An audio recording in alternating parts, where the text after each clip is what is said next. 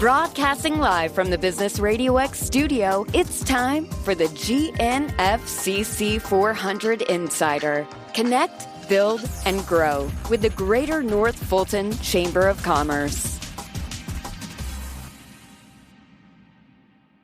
I want to welcome all our guests today. I'm Callie Boatwright. I'm the president and CEO of the Greater North Fulton Chamber, and delighted to have our esteemed panelists with us today. This is a large panel with a lot of great information as we're all getting back to whatever that new normal may look like. I know the chamber staff has been back in the office for 2 weeks following, of course, all of the guidelines. So even I'm very eager to hear what our panelists have to say, as any business owner is, as we look at what the next few months look like for all of us. I want to also welcome our Leadership North Fulton class, which is joining us today as part of their last day of the program. I want to also thank our sponsor for today's L&F class. We have HLB Gross Collins, who is sponsoring our full day, of which this is the first part. And so just a few instructions and housekeeping things. Everyone has been muted upon entry. We ask that you please keep your microphones on mute so that we can avoid any kind of background noise. Of course, if you have a question for any of our panelists throughout the program, please use the Q&A feature that you can find right at the bottom of your screen. We will address those questions at the end of the presentation, and of course, we'll get to as many as time allows us to get to. It is now my pleasure to introduce our sponsors. I want to thank first our media sponsor, Business Radio X. John Ray is on with us. This webinar recording will be available following the presentation. And of course, we'll send an email to all of you with the link, and the link will be available in our Chamber Link e-newsletter, which goes out today, as well as our website. Our forum sponsor today is Georgia Power. Georgia Power has been a faithful partner of the North Fulton Chamber, and we appreciate their support of all of our programs and events. Misty Fernandez is on with us this morning and will be facilitating. She leads customer service and operations activity within the North Fulton region. Misty will be serving as a moderator for our HR panel today. And of course, we're excited to have her with us today. Misty is also in our Leadership North Fulton class. So I know your classmates are glad to see you as the moderator today. Misty, thank you. And thanks to Georgia Power. Take it away. Yep, my pleasure, Callie. Thank you for inviting me to be a part of this esteemed panel this morning. It's my pleasure to be with all of you and to be bringing greetings on behalf of Georgia Power Company, where we deliver energy to over 2.6 million customers across the state of Georgia. And it is our goal to deliver clean, safe, reliable, and affordable energy across the state. We are also deeply invested in the economic growth and advancement of the North Fulton region and proud partners of the Chamber for a very long time. I also would love to give my own shout out to my classmates from Leadership North Fulton, and very much looking forward to graduating and being part of the 2020 class. All right, but we have a great panel of human resource executives today, so let's go ahead and get started. Our first panelist with us this morning is Michael Young with Alcon, who I think we're all, Callie charged us to just imagine what Michael looks like this morning, so we've all got our different versions of Michael's image. Michael's passion has been to connect with people by connecting to the hearts and minds of all of those he encounters. After developing talent in several departments across several different industries, Michael began working with Alcon in 2016. Today, Michael is the HR site head for the Johns Creek Alcon location, where he continues to connect opportunity to Alcon's vast talent pool. Michael, thank you for being with us this morning. As the HR site head for Alcon, you were tasked with the undertaking of protecting your employees as they are returning to the workplace. Do you have any advice, best practices for our members as they are bringing employees back into the office? All right, so first and foremost, good morning, everyone. Thank you for joining the call today. I apologize, I'm not sure why we're having technical difficulties. I can see me, which I don't need to see me. I wish you guys could see me, but I'm just kind of like my picture that's out there. So that said, again, thank you. So the question, is there any best practices for the members of the Greater North Fulton County Chamber as you guys begin to bring your employees back? I have just a couple of thoughts that I thought about what we are doing here at Alcon as we seek to bring our employees back. And then, I guess the first thing I would say is just as an employer, the first thing you need to do is take your time. I think that's most important. We don't need to rush to bring our people back. I do realize that some people have been furloughed and we want to get them back to being employed, engaged, working if possible. But if you have a workforce that is remote and working, I would encourage you to continue to keep them remote until, this thing with coronavirus, COVID-19 really clears down, that we have vaccines and we really understand what the future might look like. So again, first advice is really just take your time. The second advice that I have really is about communication. I would just really communicate with your employees on what you are doing as an employer for their safety. And they should know that their safety is number one in your mind as you seek to bring them back. When employees feel that you have their best interest at heart and not the revenue generation, they're more likely to feel that you've done the right thing, and they'll feel comfortable coming back into your space. So again, the second thing is just communicate, and communicate with transparency with your people. The third thing that I would recommend is that we follow all our federal, state, and local guidances on what that looks like in bringing people back. For Alcon, we do look at what the federal government is saying. We also look at our state and local government. And then we have our global health, safety, and environmental team that guides us as well. And we are in the process of putting together our plan of reopening, what that looks like for us in 4 different phases. And as we look at those 4 different phases, we talk about at least a gate of 2 weeks between each phase. So like some of the states, like some of the local city municipalities, that's the thing that they're doing as well. They'll do a phase and they'll wait at least 2 weeks before they seek to do another phase. As well as businesses, we can learn a lot from what the federal government and state and local governments are doing. So I would encourage you guys to do that and follow that process as well. The fourth thing that I think about is how do you as an organization plan to make sure that you can account for social distancing in your respective brick and mortar locations if you don't want people to continue to work remote and you want to bring them in. What's going to be that new norm of social distancing? How do you plan to screen your employees with temperature screening? What's going to be your guidance that you set for that? The WHO, World Health Organization, and CDC have set a standard of 100.4 as guidance. We'll use that even a higher standard from that. For us, ours is 99.5 because we want to catch it well before it even gets to 100. What's going to be your protocol? How do you do that with temperature screening? Do you have enough devices on hand? Who's going to do those temperature screening? Will you outsource that to medical practitioners? Will you outsource that to your security team? Will your leaders be doing that? And then making sure that you just have enough personal protective equipment gear on site for more than just the 30 days if you're coming back.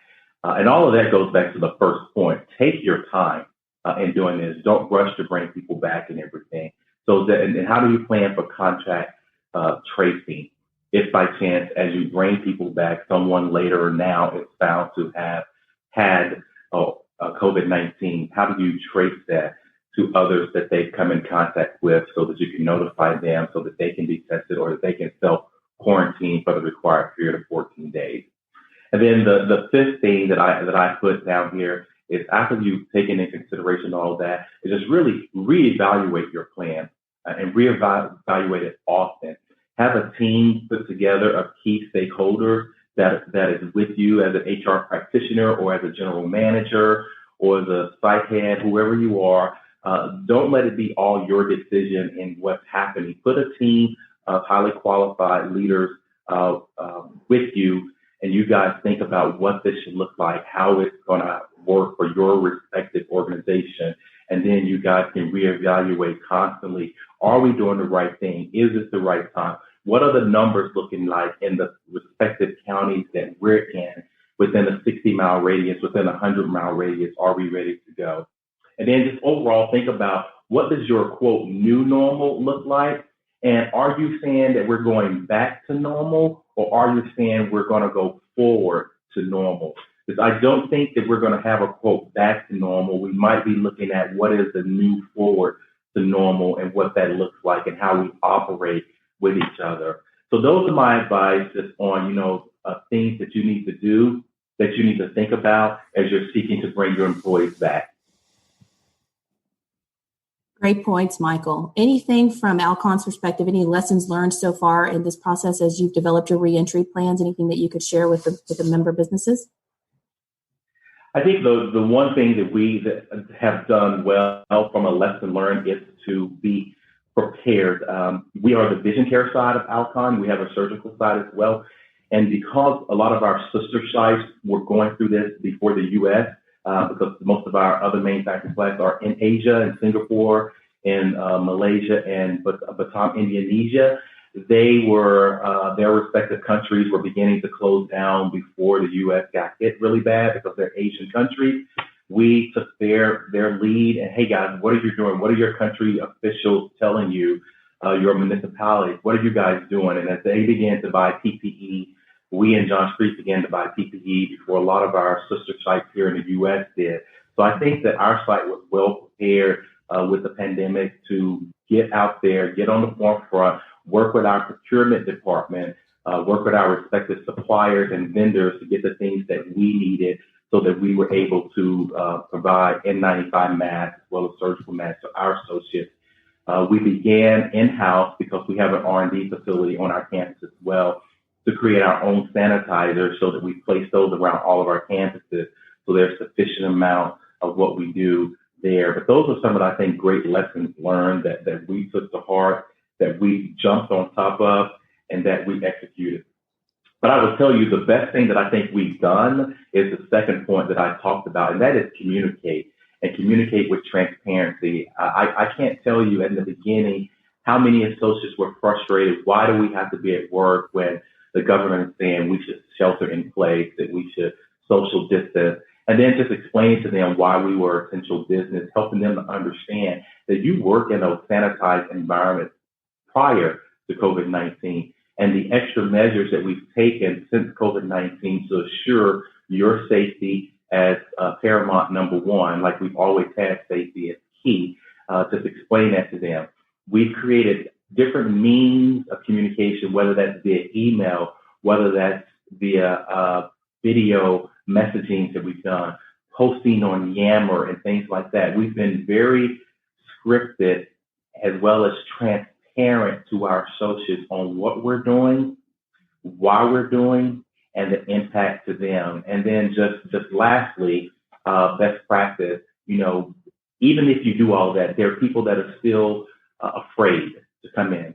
So from an HR perspective, we put a lot of pay guidance in place on how we would deal with associates that still did not feel comfortable coming to work. And I think those measures have also eased the fear of people wondering, am I going to be terminated if I don't come to work, when I'm fearful of my life, when I believe I'm in a high-risk category and I want to follow the guidance given by the federal government and the state and local government to stay at home.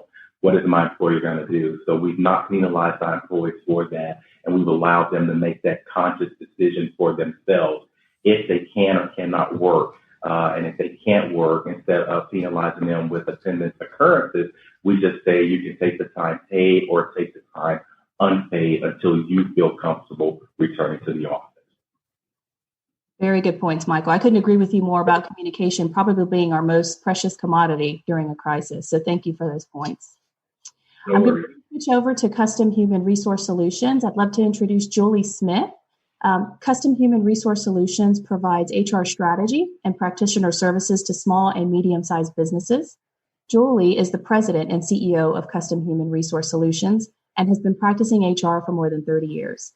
She has earned a BS in business management, an MBA with a concentration in human resource management, and also holds advanced HR designations, which identify depth and breadth of HR knowledge at a national level. Julie provides industry commentary on multiple media channels such as CNN Online, Georgia Public Broadcasting, and NPR. So Julie, we're very, very grateful to have you with us this morning. Michael just shared some great best practices about employees physically returning to work and things that employers need to consider. would you share a little bit about employee benefits and things to consider around reinstating employees? So, first of all, thank you, Misty. And Michael, thanks for your comments. I agree wholeheartedly with all of them. I just wanted to kind of reiterate on the reinstating employees and your thought about taking your time. I agree with that, making sure that you have all your ducks in a row, if you will, but making sure those plans are in writing.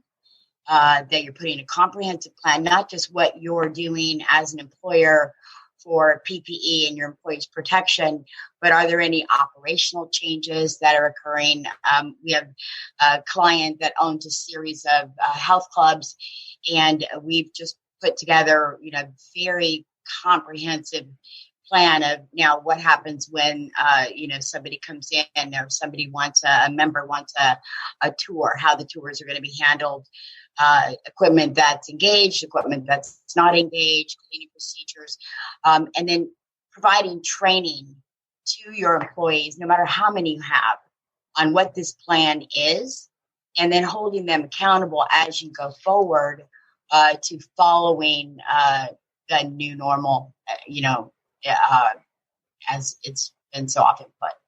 And so having those in writing and that documentation is important with your employees, but also with the general public, with your community. You might post information on your website or posters inside, other than the federal and state required posters related to COVID-19, but, different laminated posters, notices inside your work location, especially if it's a location that has customers coming in and out, like retail or, fitness. So regarding benefits, I am an HR professional. I've been doing HR forever. I'm not a benefits specialist, but what I do want to say is that any actions that you take regarding your benefits, you should definitely check with your broker, with your providers. Many providers are relaxing some of the requirements, specifically how it relates to minimum number of hours a week a person has to work to be eligible for benefits. We've seen providers that are allowing continuation of, and not through COBRA, but for the employer to continue to cover benefits for a period of time, even if the employee is laid off or furloughed. And a furlough is not a termination. It's not a separation of the employment relationship. It's an unpaid leave of absence, but benefits are being covered through those unpaid periods. Someone who's laid off is completely separated from the company, and some providers are allowing benefits coverage, through a period of time after the layoff through this crisis, as long as the premiums are paid. And then you have to look at too, like if you have an employee who's on furlough, they're not collecting a paycheck. The employer can still collect the employee portion of the premiums. And so addressing how you're going to do that, you can't do it through a payroll deduction if they're not receiving payroll. And so what we're seeing is that most companies are covering the full expense of the benefit during that period. And then, we'll come up with plans on how to recoup the premium once they return to work and are receiving paychecks. So there's more and more relaxation in the areas of making changes to benefit plans mid-year. And there's a lot more flexibility if you have a self-funded plan than if you are not self-funded. So definitely these are conversations to have with your carrier and with your broker. But there are a lot of changes, with how benefits is being administered through this process, through this crisis that we have never seen before. And so, the COVID-19 response changes are, these are changing day by day. And so these are important conversations to have, and especially before an employer makes any kind of change to terminate benefits under a qualifying event. Have a conversation with the broker. The employee will likely be eligible for COBRA, So you want to make sure that you're offering, Fed COBRA is at 20 or more. And Georgia has a mini COBRA plan that covers employees from 2 to 19 employees. And so COBRA coverage is likely going to be required if you terminate the plan. So one of the other areas I wanted to get into a little bit is the FFCRA, which is the Families First Coronavirus Response Act. And this came out in March. For now, it goes until December 31st. It's a federal rule, and it covers absences. Well, it covers emergency paid sick leave and extended FMLA. And so for those of you who are, know anything about FMLA, it's one of those things where everything you thought you knew about FMLA is changed now. The number of participants and the actual specific rules in relationship to some very specific things. But with the FFCRA, so this covers emergency paid sick leave and extended FMLA or expanded FMLA. The emergency sick leave is only for if you are positive for COVID-19, you have an employee who's positive for COVID-19, they're caring for someone who is positive for COVID-19. They're showing symptoms and waiting for treatment or waiting for a test, or they've been ordered to quarantine by a medical provider or by a specific government agency that's ordered that person to quarantine. Different from a stay-at-home quarantine, like a citywide or statewide stay-at-home quarantine. Where we're seeing these quarantine orders are usually a high risk, somebody who's high risk, diabetes or 65 or over, or some other, maybe heart condition or cardiovascular something that makes them high risk, and their doctor has prescribed them, has required them not to work because the risk of getting a fever is too high. It would, exacerbate the other medical conditions. And so then that's a doctor's note. The doctor requires them to be out, and that would be covered under the FFCRA. So on the emergency paid sick leave, and one of the things that I wanted to point out is less about what it is and more about what it isn't. And so we're getting a lot of questions right now about my employee, I have work available, I'm reopening, and my employee's afraid to come back to work, which is reasonable. I mean, it's a scary time to be out in public. But the FFCRA does not cover sick leave for somebody who is afraid to come back to work. And so, like Michael said, we're encouraging our clients to be as flexible as you can, allow them to use their PTO, allow them to take, an unpaid leave for another 14 days, and you really have to look at what you can afford to do, both operationally and financially, to make sure that you're covered when you reopen. But if you have an employee who is capable of working, but doesn't want to come back to work for fear, that's not covered under the FFCRA. You'd have to come up with other options on how to pay them. Another thing that we're getting is my brother's wife works for a company in their home, and the owner of that company tested positive. So I'm exposed, and I can't come back to work because I'm exposed. I want to self-quarantine. So the truth is that we're all probably exposed at some point or another. It depends on if we're wearing our own protective equipment, if we're wearing masks, we're wearing gloves, we're washing our hands. We have to be responsible for our own health. But that is another thing that is not covered under FFCRA. So if you went to Starbucks and you got your coffee through the drive-through window, you could potentially be exposed in that way. And that's not going to protect you or provide payment for taking 10 days off of work. So that's, another thing that is not covered under the FFCRA.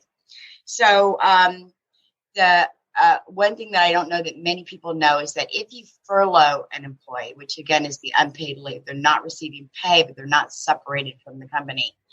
If that person experiences an event that's covered under the FFCRA, they become positive, they're showing symptoms, they are still eligible for FFCRA pay. So even though they're not currently working, they're still employed, which means the FFCRA would cover any related absences. The other piece of the FFCRA is that expanded FMLA, which is for childcare. So if you have a child who is their school is closed or their childcare facility is closed due to COVID-19, that's covered under the FFCRA, and so they get 10 days of what's really 14 on the weekend, so 14 days of paid leave at 2/3 of their salary, and then an additional 10 weeks if they need it under the FMLA. So it's 12 weeks altogether of paid leave at 2/3 of their salary. That first 10 days can be taken unpaid. It can be taken, they can use their PTO.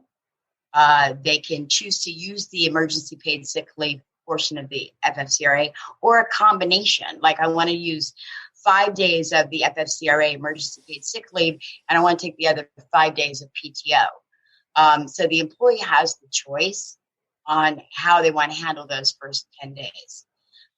So they might want to take it as unpaid because if they use the emergency paid sick leave piece, the next 10 weeks, if they become positive or have symptoms or are caring for someone who's positive, they will have already used that 10 days pay for the child care piece, if that makes sense. And it's, 5 minutes isn't enough time to get into the, the nitty gritties of it. And then the other thing I wanted to just point out is with unemployment insurance, if you have an employee who's furloughed, they're eligible for unemployment insurance. They're probably already filed a claim. Maybe if they're lucky, they're already collecting payments. But if you as an employer reopen and you have work available for that employee, even though the employee, depending on what their status is and how much they earn, could be earning more on unemployment than working at your job, they don't get to choose. Once you have work available and you recall them, the unemployment, they're no longer eligible for that unemployment.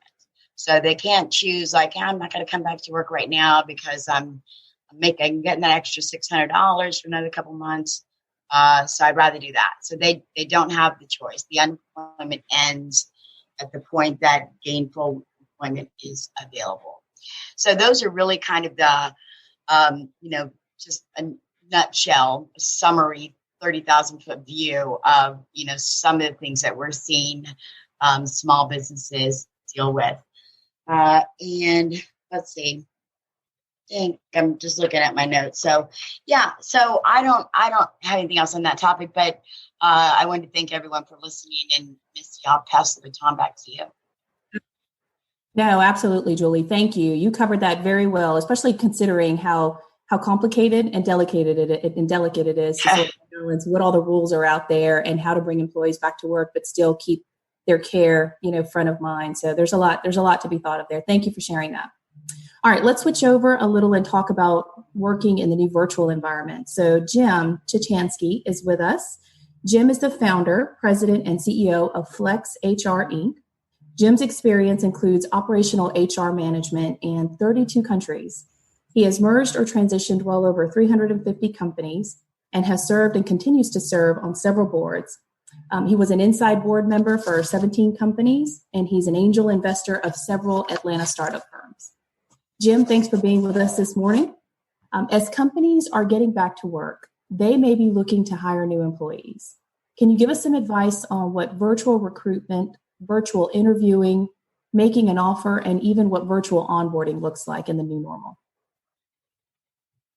Hello there, Misty. I want to thank you for sponsoring this today, first of all, and also as a member for 20 years.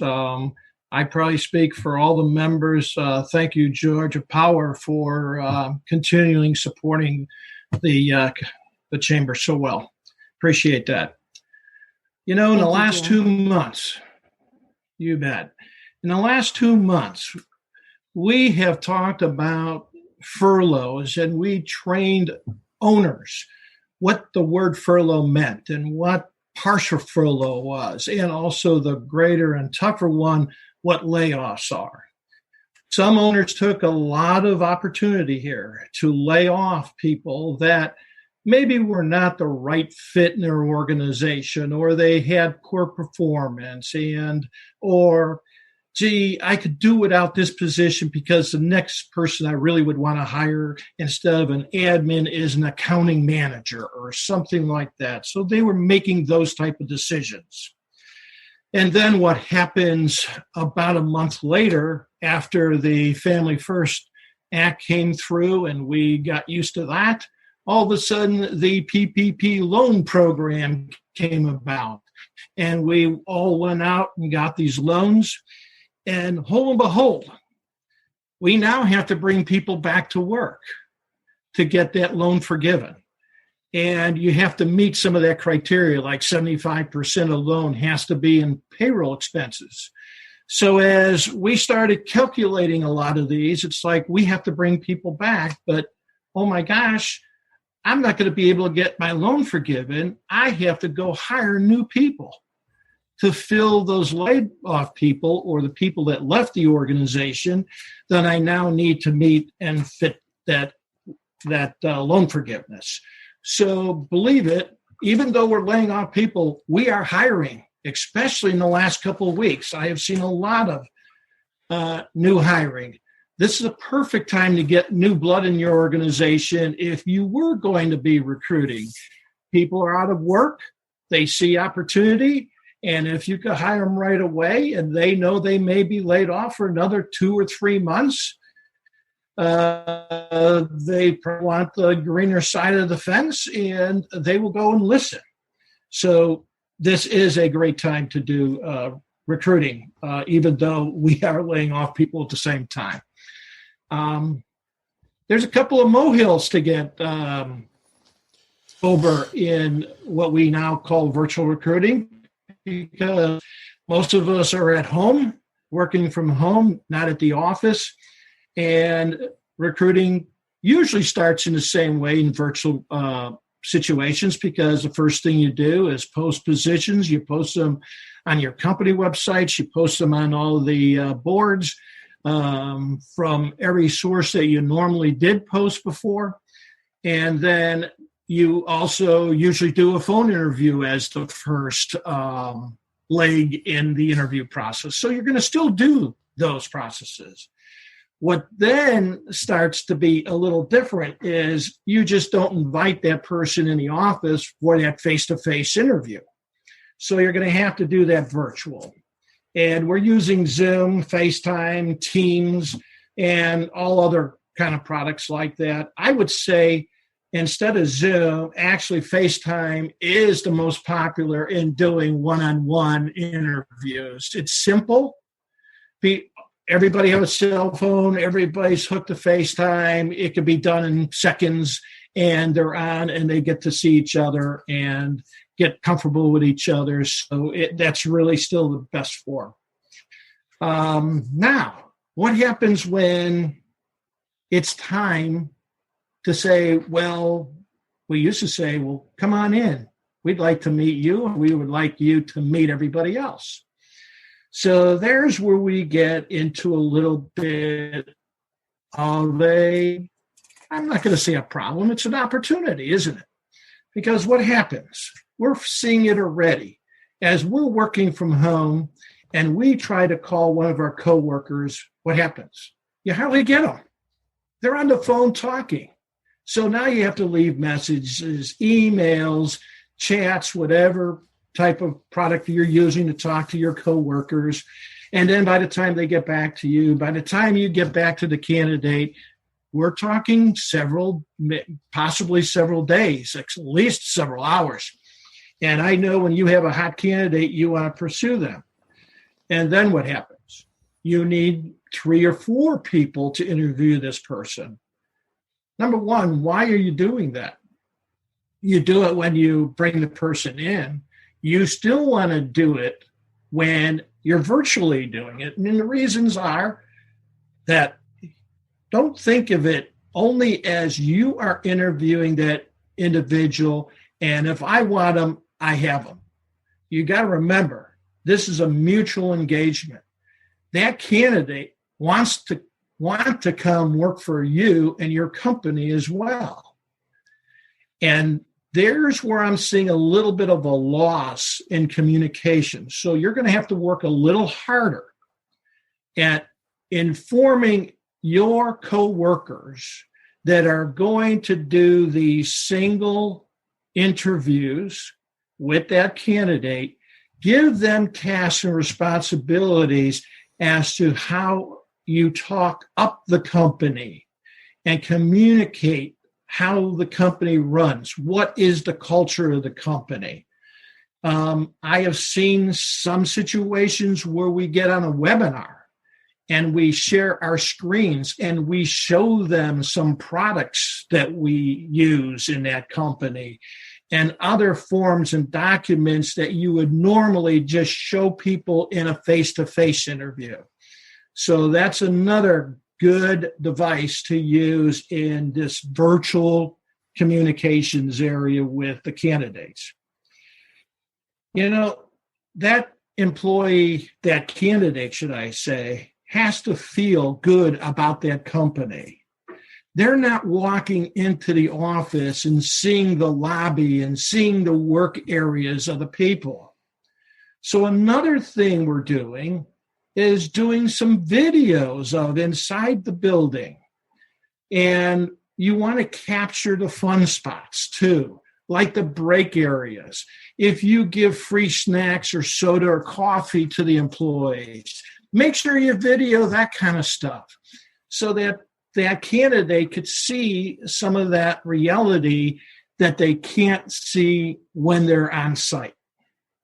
Now, I'm talking about doing all of this off a site, but as we start moving back to work, this is probably a good opportunity to have one or two of your employees come into the office to actually do a face-to-face interview if you're all local, because you could make sure you treat the social distancing, pick a really good conference room that's good size, that you could sit across the table, that you're at least probably not only 6, but maybe 10 feet away from each other, and then do the comfortable things to the candidate as soon as they walk in.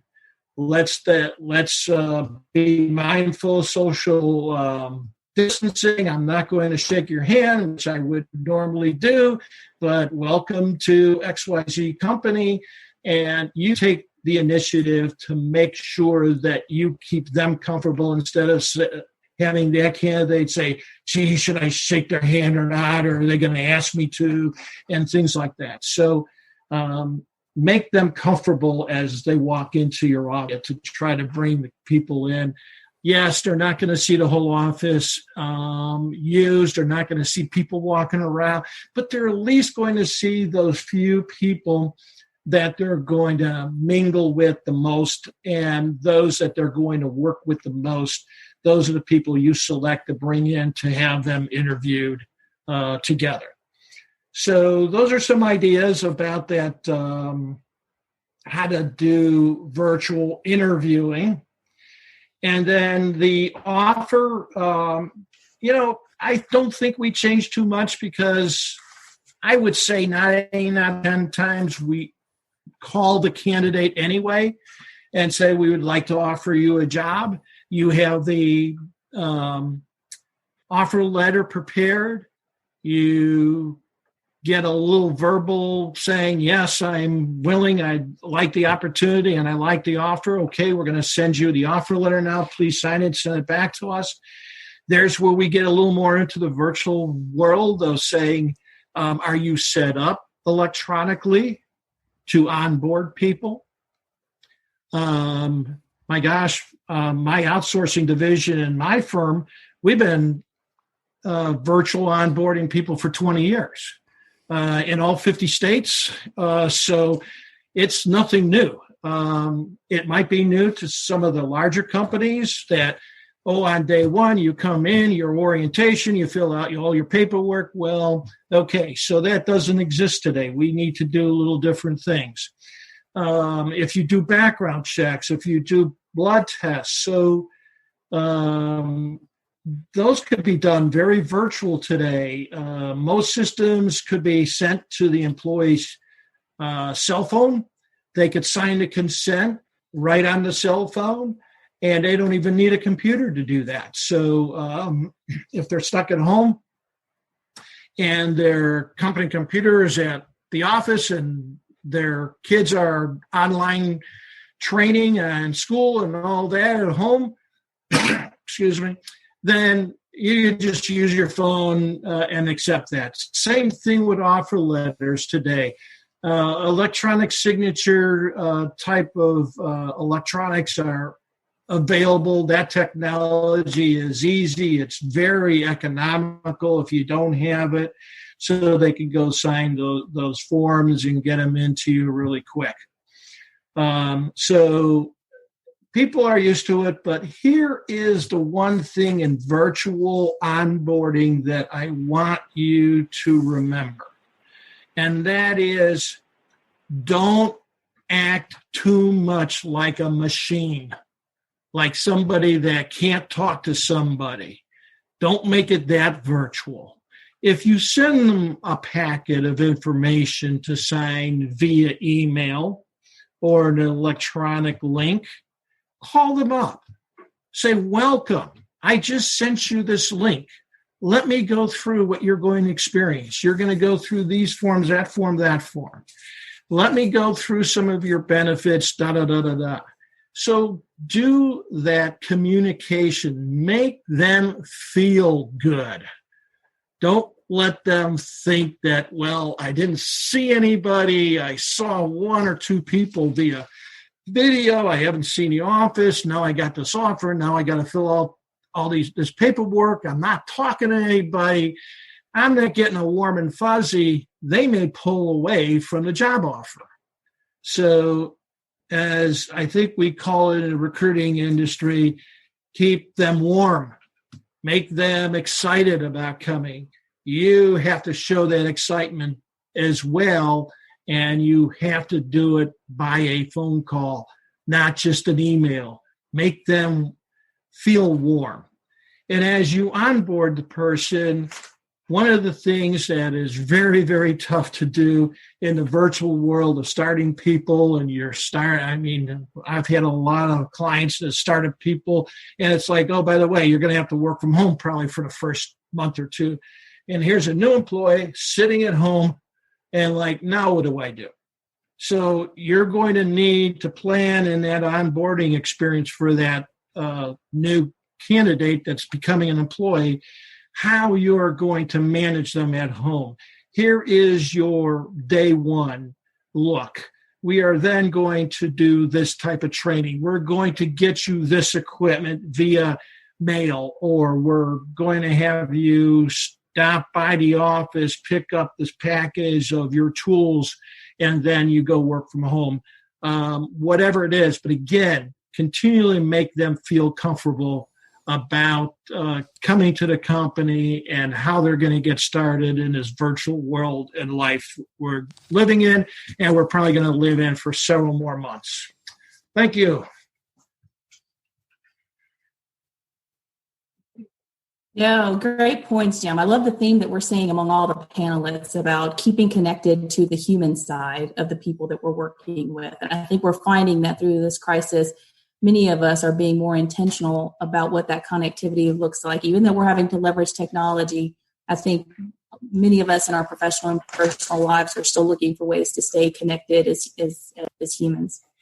Okay, let's switch gears. We have two more panelists to hear from, and I want to make sure that we have enough time in the last couple of minutes. I'd love to introduce Sonia Buckley. Thank you for being with us this afternoon.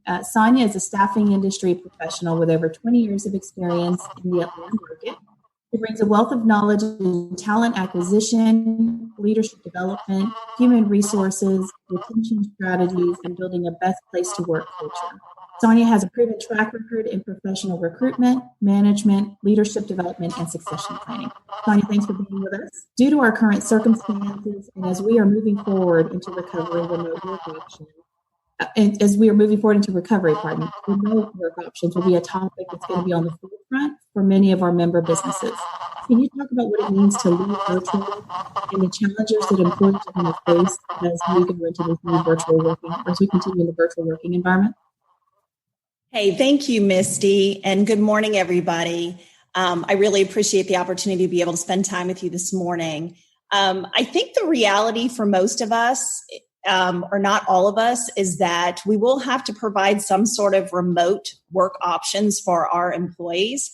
I know for Hire Dynamics, we are not typically a virtual company, and we were amazed at our capabilities and our ability to be able to go completely remote. And with that comes challenges. But I look at every challenge as an opportunity.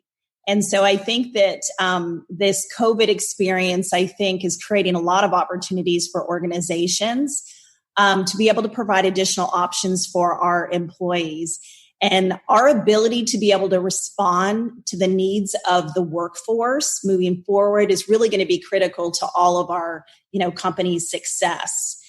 And really with our current employees, offering additional options, but then our ability to recruit additional people into our organization. And so for me, my topic that I decided to speak on this morning is really our focus has been on working with our leaders, to ensure that they're equipped to be able to lead during times of uncertainty. And so really helping our leaders kind of step into their personal leadership, because leadership is not an act, it's really a role. And so practicing leadership agility, the ability to be able to move and maneuver and change, and really modeling that power of vulnerability. Okay. Because, our employees, making sure that our employees are heard and taking responsibility for the emotional impact, because everybody is really taking this completely different. So creating that safe place, providing clear direction on goals, coaching our people to create meaningful goals, sharing our vision so that it supports engagement within the organization. Some of the things that we've done is we've really created, rituals that support the mental and well-being of our employees. And so those are things such as huddles with our employees, creating coffee breaks, lunch sessions. We even launched a mind, body, and soul kind of challenge just to support, physical activity, brain activity during this time so that our workforce is completely healthy. And that really created a lot of energy, a lot of engagement. And so when I talk about, and I can piggyback off what everybody has really talked about this morning, and strategically over communicating. So you communicate, and then you communicate again. And so we are a decentralized organization. And so what we've done is we've created these town hall environments where our executives have the ability to be able to interact with all of our employees. And again, back to that power of vulnerability. We don't have the answers for everything because this is uncharted territory for everybody. So being able to be vulnerable with our people, and really our people want to be able to know that there's a plan. As long as they know that there's a plan, everybody can function. So having those weekly checkpoints, access to the senior leadership, creating a forum where people can openly ask questions, leveraging your technology. We amazed ourselves in, technology that we never leveraged before, maybe just very slightly. We have been able to really maximize that. And using multiple methods to engage with your employees and incorporating video in that. That has been really successful for us. But the other piece that I think is really important that kind of goes in line with all the communication is kind of practicing that radical transparency, right? So you don't want to sugarcoat bad news. And if you don't know something, then admit that you don't know the answer. Our ability to be able to provide clarity is so important during this time. And creating these forums where people have the ability to be able to ask questions, you can really preempt very difficult questions and address them before they fester through the organization. So with these checkpoints with our employees, we're able to address things real time, provide direction. And then to everybody else's point, people just want transparency. They want us to clearly articulate the why behind the decisions that we're making, because I know, like most companies, we've had to make some really difficult decisions. And so really explaining the why and helping them understand that. And then our approach, like most, has been safety first, exercising a tremendous amount of flexibility, because we have a lot of employees that have different scenarios at home. They have childcare challenges. They might be taking care of, elderly parents. So we have to be flexible. And then we also have to have compassion. Compassion is extremely important during this time, and it will continue to be. And I think teaching our leaders to kind of, and it sounds kind of elementary, but it's leading through calmness. Being clear on what we stand for as an organization and really lean into our values, which are our guiding principles of our organization. Combating uncertainty with definitive language, not letting anything open, because I look at it as clear is kind, unclear is unkind. Okay. So just being very definitive. And then also there has to be a high level of trust. Our leaders have to trust our employees. We're on flex schedules. There's, we work across a lot of states, so they all have different shelter laws. So we have to really be able to be flexible. And we have to trust that our people can manage themselves. But then we also want to trust that all of our people want to be successful, right? And they're going to work hard. So we need to be able to provide those tools so that they can evaluate their progress. So that's been our big challenge, because we've never been virtual. So we have to be able to provide an opportunity for people to know that they're being successful and that they're hitting the metrics that they need to, and providing guidance and then adjusting as we go, as we need to, which I'm sure all of you have experienced. I mean, every week has been a different week for us, and a different challenge. And so tackling those things real time, making sure that we communicate. I also think that in times like this, you really need to look at your decision-making process and the decision-making, power, so that you don't create bottlenecks so that your business can move forward. That's been a big one for us. You really need to look at the way that you make decisions, and so that when things have to move forward as a business, there's not different people or departments that are creating bottlenecks. So we've been having a tremendous, intense focus on that. And then also, creating a culture, which has always been a part of our culture, but it's a culture of accountability. So where accountability is really something that is taken, not given, right? I think that to effectively run remotely or even partially remotely is that you must structure meetings that are effective, right? Facilitating virtual meetings, you've got to have a solid agenda. You can't walk into a meeting without a solid agenda. You've got to incorporate team building questions so that you can create that social interaction with your teams. And then you have to celebrate success. We can be Debbie Downers and we can look at the effects on our business, but there are, really focusing on those positive things and reinforcing and taking time to celebrate our success and our progress and our accomplishments during this time as an organization. And so kind of in closing, we feel that, pouring into our leaders during this time and making sure that our leadership team is completely solid, they're able to be agile, really making sure that they have the resources to be able to lead effectively has been I mean, it's drawn us even closer to our leadership team because we've had to lean even more than we typically would. And that has been, a definite accomplishment for us. But I think the reality, as I kind of opened it up, is that our workforce has changed.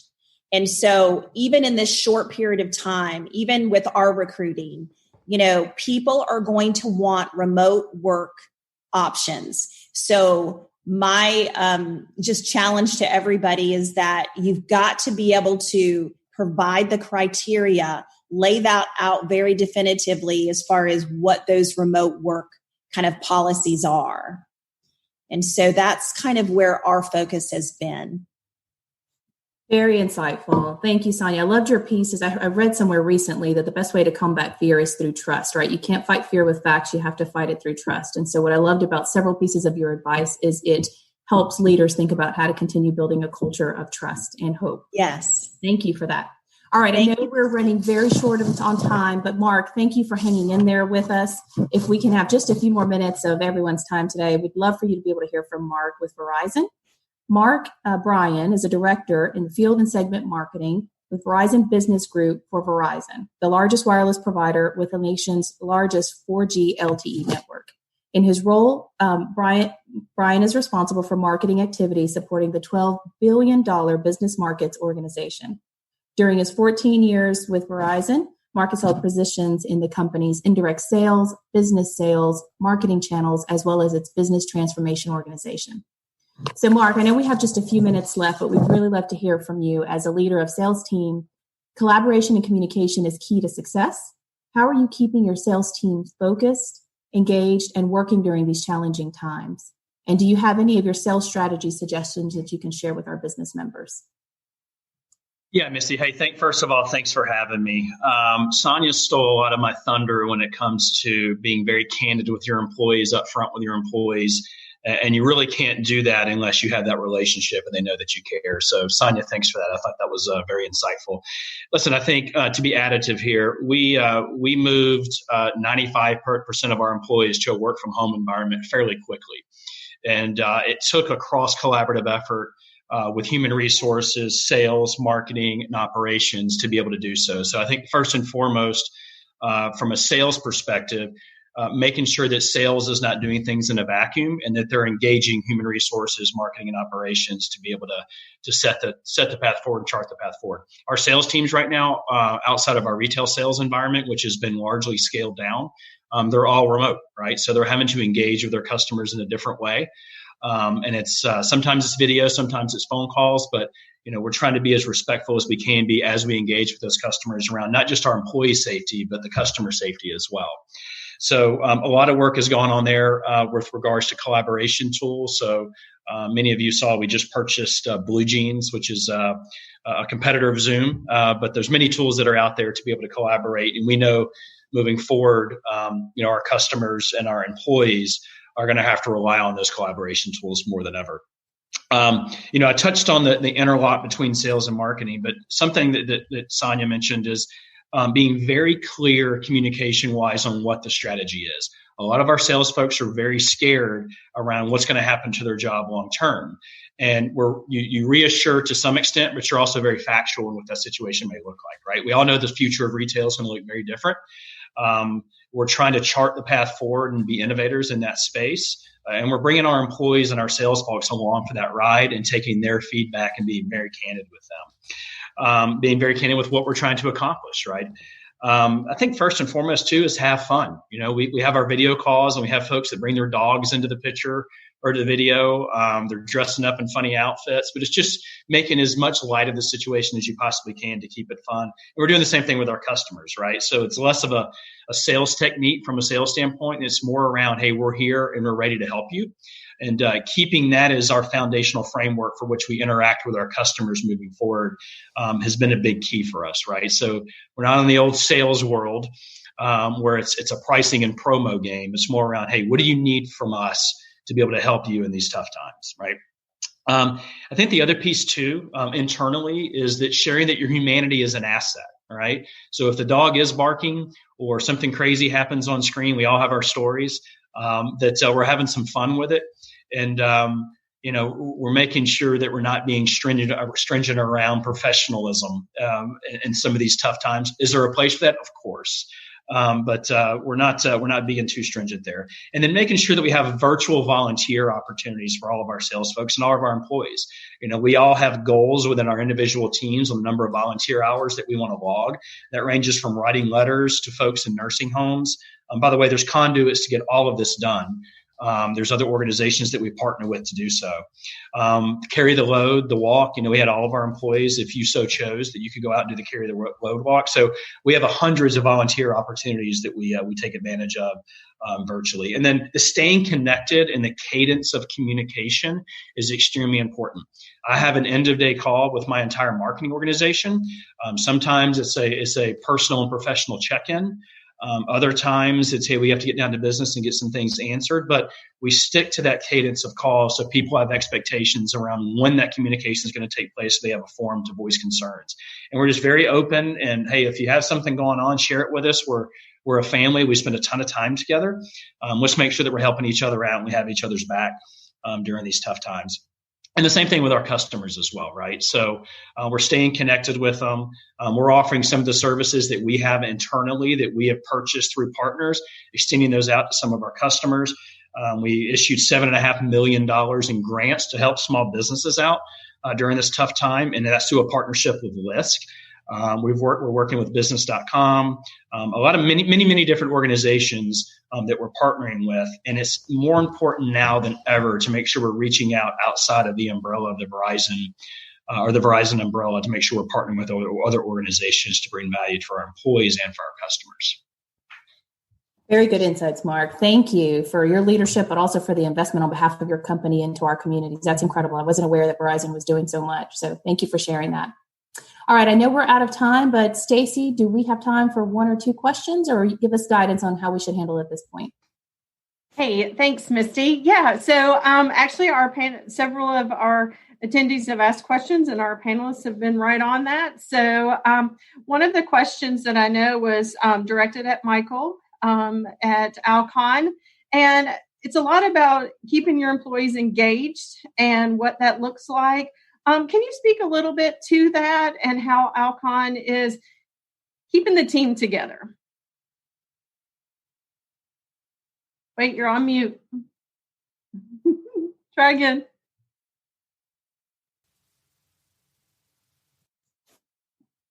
Oh, you're back. Yes, good. So I saw the question. I put some answers in the chat for the gentleman that asked the question. One of the things that we want to do is make sure that, I think like Mark just said a moment ago, find a way to make it fun. Do what you need to do to continue to engage people. I love what Jim said. I wrote it down. It was like, don't be so robotic. Don't be like a machine. Just be normal. So I think, well, you're on a virtual call and you want to be so stiff. Grab your drink like Misty, have some tea, have some bottled water. Just be normal. In this new normal, I mentioned earlier, it's the forward normal rather than going back to normal. So our forward normal is that we do have distractions sometimes at home with our other partners, our dogs, our cats, our children, or whatever the case may be. But as far as engagement overall, we've done virtual bingo. We've done other things to keep our people engaged for those that are working at home. The other things we've done, I've really, the one key point I put in there, is encourage my leaders to have like a 5 o'clock or 6 o'clock stopping point. Because one of the things that I find is that while we are working remotely and virtually at home, people tend to work more hours. They tend to get online more. I've asked my senior leaders, do not send emails late at night because people think they need to respond or whatever like that. You stop, they will stop. So have a call at 5. I do that with my team. And I asked them, from a Pathways to Leadership program that we do here at Johns Creek, tell me, guys, what was the best part of the day? Even if you ran into struggles, let's talk about what the best part of the day was. Okay, so now that you've talked about that, notwithstanding everything else, let's celebrate that. All right, let's toast up whatever you have in your hand, tea, coffee, bourbon, Jack Daniels, me, let's toast that and be happy with that and everything. But by doing that late in the afternoon call, it encourages you as the leader, say, guys, now sign off, go give your family what they need, now, even though you've been there. Hopefully you've been in your space that you need to be in right there. So those are ways that you can see engaged. The last point that I put down in there is I've continued to encourage the 5 ERGs, employee resources groups, that we have to be interactively, socially with the campus, with people, to make sure that they stay engaged, whether it's our Asian group, or our African accessory group, or women in network group, or just all the different groups. ERG, stay connected there as well. That keeps our employees also engaged. And we have talked about it. We've sent videos from the senior leadership teams where we've standed up and we've applauded our team, especially for our production techs that still have to be here, but as well as for those working remote to continue to make sure we meet demand. We've said that we will celebrate when this is all over, and we plan a big celebration.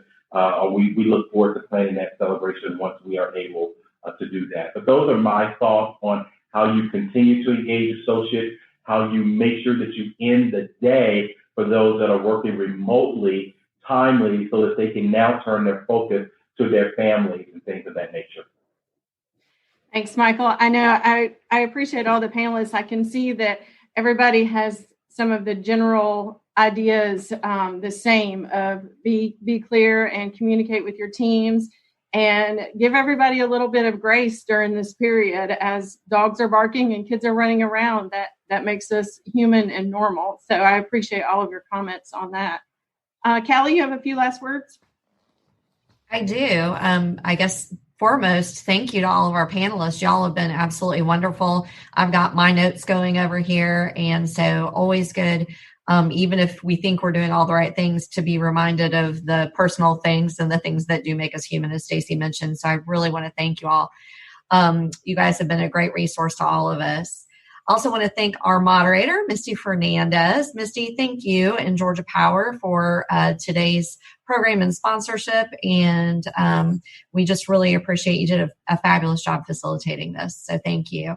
Our next economic recovery webinar forum, and we're doing these weekly in May, will actually be next Thursday, May 28th, where we've got a panel of banking experts who are talking about the financial end of all of this. So more info about the PPP, repayment, forecasting, and cash flow, and how all of this can impact your business. You can register, as always, on our website at GNFCC.com, and we'll send you the Zoom information. Thank you all for joining us today. We appreciate your time as well, and we look forward to seeing you next Thursday. Thanks.